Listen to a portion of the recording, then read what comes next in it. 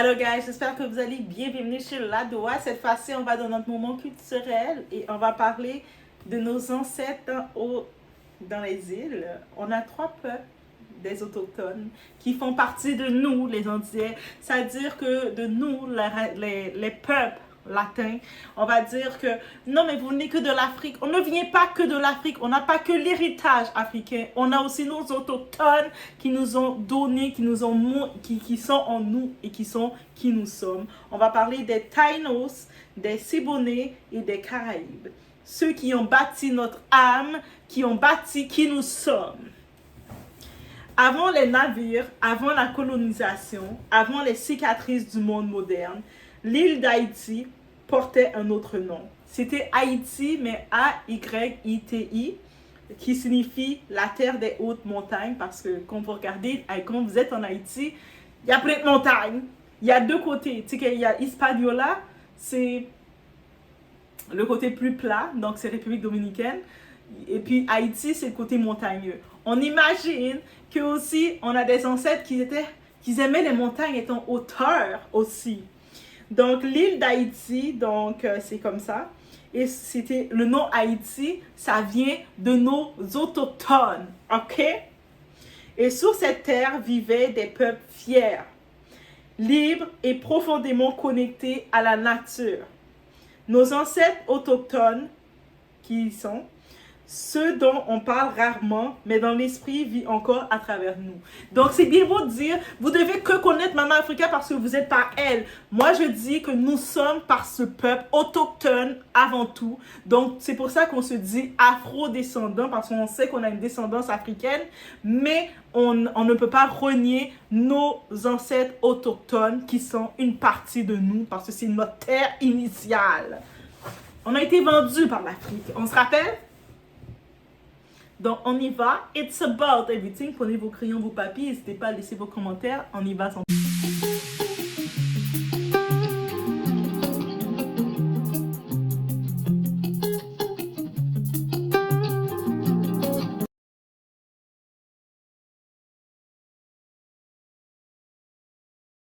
on va commencer avec le peuple les Taïnos.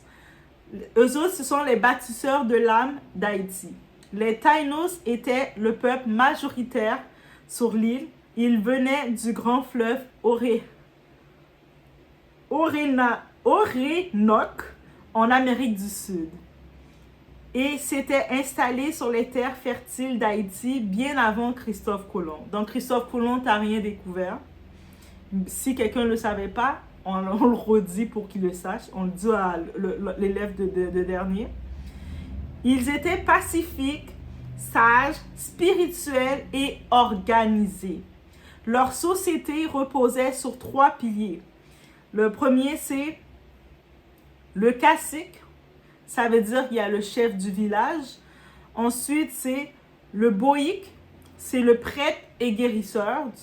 Le prêtre et guérisseur. Et ensuite, le peuple.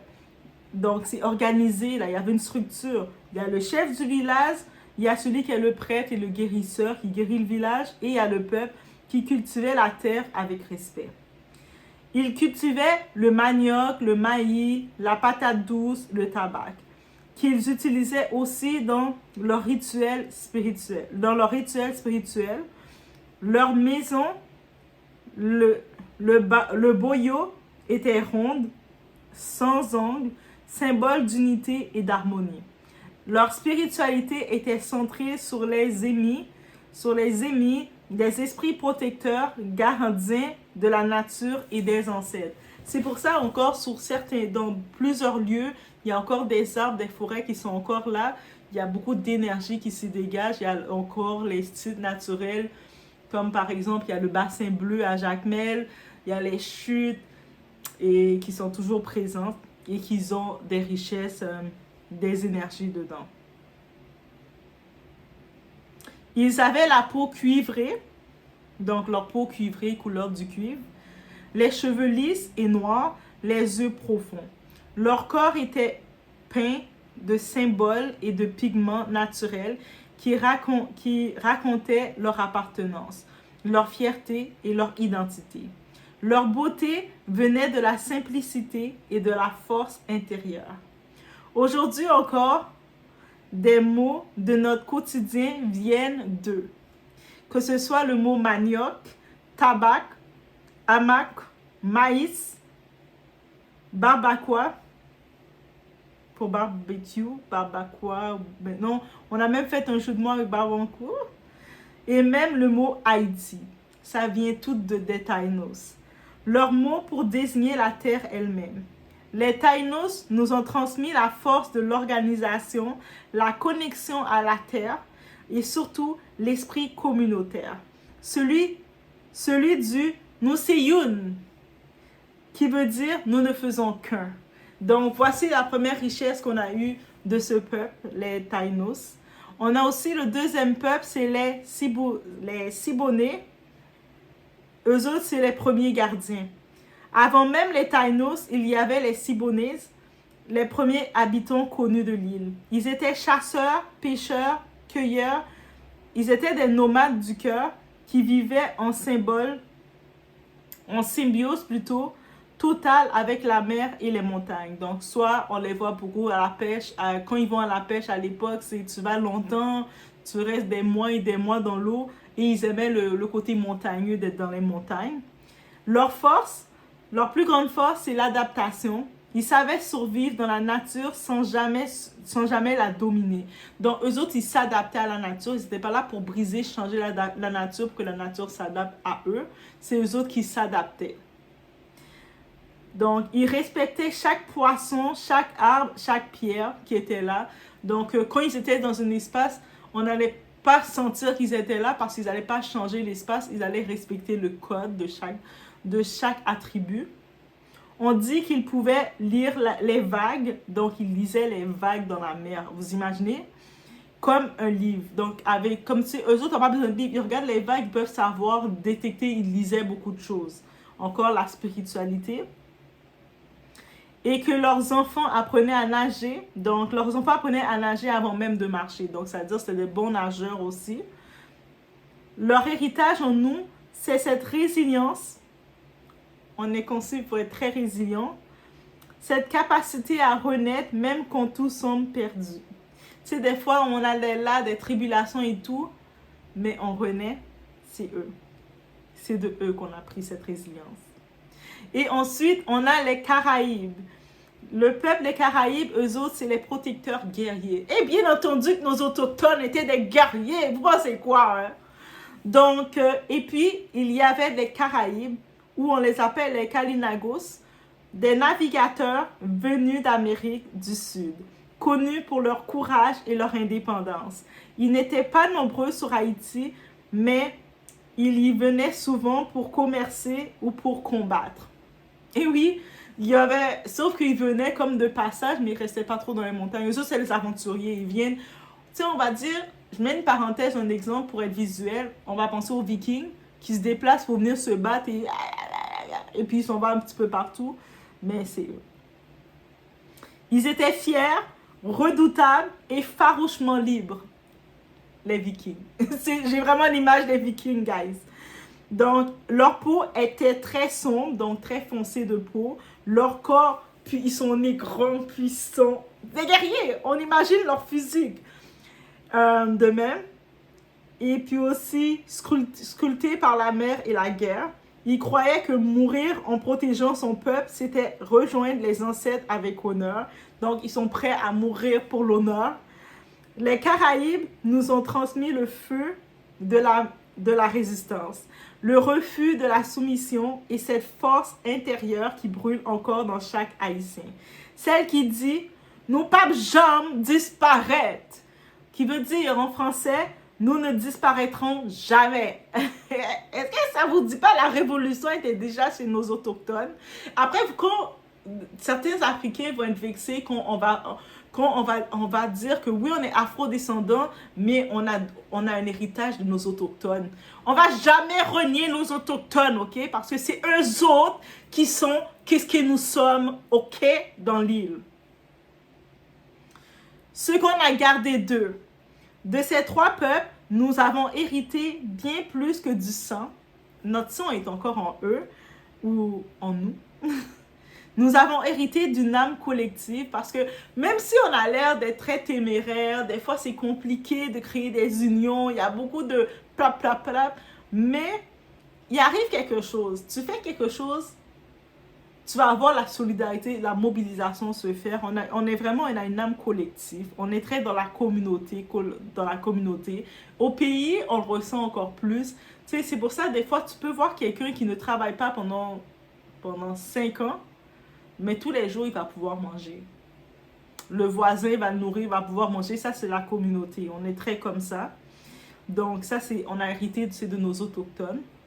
Les Taïnos, concernant les Taïnos, nous avons gardé la douceur, la culture du partage et la relation sacrée à la terre. Même si on doit retourner à la terre, on doit retourner travailler la terre parce qu'on a un petit peu trop négligé ça. Et on paye le prix à cause de ça. On ne produit plus. Des Siboneyes, nous avons gardé la patience, la débrouillardise et la force tranquille. Des Caraïbes, nous avons gardé la flamme de la liberté, cette même flamme qui a brûlé les chaînes de 1804. Les Caraïbes étaient présents, mes très chers, hein? Ils n'étaient pas que chez nous, ils étaient partout dans les îles, Jamaïque, je les sens aussi. Donc, ils étaient partout. Et même si les colonisateurs ont tenté d'effacer leur mémoire, leur esprit est là, est sur la terre. Dans chaque rivière, dans chaque montagne, dans chaque souffle du vent qui traverse Haïti. Donc, c'est pour ça que quand vous avez la chance d'aller dans les rivières, il y a des rituels précis. Si vous pouvez rencontrer vos aînés, il y a des rituels précis. Prenez-les à cœur. Parce que c'est l'esprit des ancêtres qui sont là. Ils parlaient avec la mer. Ils parlaient littéralement avec l'eau. Nos ancêtres, ils savaient lire les vagues. Ils regardaient les vagues, ils pouvaient lire les choses. Ils respectaient la nature. Donc, c'est beaucoup là. Ils avaient beaucoup de force. Parce qu'avant d'être un peuple brisé, nous étions un peuple enraciné. Et renouer avec eux, c'est renouer avec nous-mêmes. Et c'est vraiment ça le but de parler d'eux aujourd'hui. Donc, ça me fait vraiment, aujourd'hui, ce que je peux vous dire, nous ne sommes pas seulement les descendants d'Africains asservis, des Africains qui ont été vendus par d'autres Africains, on n'est pas ça seulement. Nous sommes aussi les héritiers des premiers enfants de cette île. Nous sommes les héritiers des premiers enfants de cette île et c'est ça qu'on doit garder en nous. On ne peut pas perdre cet héritage. Les bâtisseurs d'Haïti, et chaque fois qu'on parle d'histoire, chaque fois qu'on célèbre notre culture, chaque fois qu'on danse pieds nus sur la terre, nous honorons leur mémoire à eux. Ils étaient là avant nous, mais ils sont toujours là avec nous. Qui veut dire, ils étaient là avant nous, mais ils sont encore là en nous. Donc, on doit les honorer, on doit se rappeler qui ils sont, qui nous sommes en eux et on ne peut pas les renier. On ne peut pas juste dire « Ah, mais vous êtes des Africains, des enfants d'Africains et c'est tout. » C'est juste, vous allez quelque part en Afrique et creuser votre trou. On ne peut pas laisser notre héritage parce que nous sommes eux. C'est eux autres, nos ancêtres. I like you like that, guys. Et eux autres, ils ne nous ont pas vendus. Ils ne nous ont pas abandonnés. Je le sais déjà. Je vous laisse sur ce. Ça me faisait plaisir de regarder un petit peu nos ancêtres originales, de où est-ce qu'on a pris notre caractère, notre identité. De savoir qui on est, c'est d'avancer dans notre futur. Donc, ça m'a fait plaisir. Est-ce que vous étiez au courant de nos ancêtres? Est-ce que vous n'aimeriez pas que, tu sais, les écoles, ils parlent un peu plus d'eux aussi? Des autochtones, là, de qui nous sommes? Let me know, guys. Ça m'a fait plaisir encore une fois. On se voit dans la prochaine vidéo parce que de temps en temps, je mets des vidéos culturelles, mais ça faisait partie de la vidéo culturelle de la journée. Et on se voit au prochain vidéo.